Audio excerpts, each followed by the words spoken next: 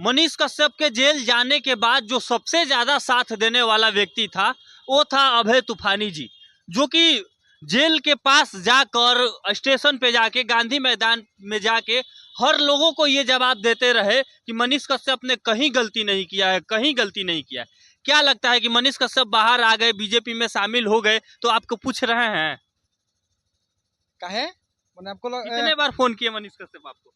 जब मिलते हैं ना मनीष कश्यप तो गले लगा लेते हैं। हाँ। अब यही सबसे बड़ा प्यार है। और देखिए उनका काम महाराज, देखिए आप लोग काहे एकदम से अजीब भौकाल टाइप का बना दिए हैं कि मनीष कश्यप बीजेपी में शामिल हो गए तो और बरियार हो गए हैं, वो बरियार हो गए हैं बीजेपी शामिल होके। और बता दे, सुनिए सुनिए, जो भी लोग ये समझ रहे हैं कि बिहार का विकास नहीं होगा, इंसान हो सकता है कि मड़ई से माने फ्लाइट में टाइल्स में चल जाए, लेकिन उसका विचार नहीं बदलता है। तो आपको बता दें कि मनीष कश्यप, हम पहले ही बोले थे, आज ही बोल रहे हैं कि मनीष कश्यप विचार नाम नहीं, एक विचार है। मनीष कश्यप पूरे बिहार का, यूपी का संस्कार है। मनीष कश्यप माँ का दुलारा है, मनीष कश्यप बहनों का प्यारा है। और आपको बता दें कि पूरे बिहार का आंखों का तारा है। तो मनीष कश्यप के बारे में उल्टा पुल्टा मत फैलाइए आप लोग। और जो भी लोग फैला रहे हैं, क्या समझ दिक्कत होगा भाई? वो चले गए हैं, वो क्या आपका किसी का गर्दन काट के गए हैं बीजेपी में? आप मनीष कश्यप का इतना तारीफ कर रहे हैं, मनीष कश्यप कैसे इंसान है कि उन अपने साथ रहने वाले दोस्त को अलग कर दिए? जैसे में नागेश सम्राट को अलग कर दिया, अनिकेत को अलग कर दिए, रवि भट्ट जी है वो भी अब नहीं जाते हैं, विशाल राय वो भी नहीं जाते हैं, राकेश तिवारी भी नहीं। मतलब आप वो कैसा व्यक्ति है कि उनके साथ रहने वाले सब लोग गलत हो गए, बस मनीष कश्यप सही है? हम वो नहीं जानते हैं, हम वो पर्सनल किसी का मुद्दा है, हम वो नहीं छेड़ सकते हैं। इसलिए कि रवि भैया भी सम्माननीय है, नगेश भैया तो मेरे दिल का टुकड़ा है, जितना हमको सपोर्ट किए हैं सबसे ज्यादा, और भाई की तरह मानते हैं आज भी नगेश भैया। और नगेश भैया के जितना शब्द लिए कहे ना नगेश भैया के लिए, उतना शब्द कम होगा। अगर नगेश भैया जितना हमको मानते हैं ना, आज भी मिलते हैं ना, तो एकदम गले लगा लेते हैं। तो अच्छा लगता है। मनीष कश्यप नागेश सम्राट का नहीं हुए तो आपका कैसे हो जाएंगे? आप कैसे सोच लिए? अरे तो मैंने, हमको ही नहीं लग रहा है कि भौकाल गजीब आप लोग बना दिए हैं। मनीष कश्यप किसी का खेत जोत के, किसी का मूड़ी काट के गए हैं बीजेपी में।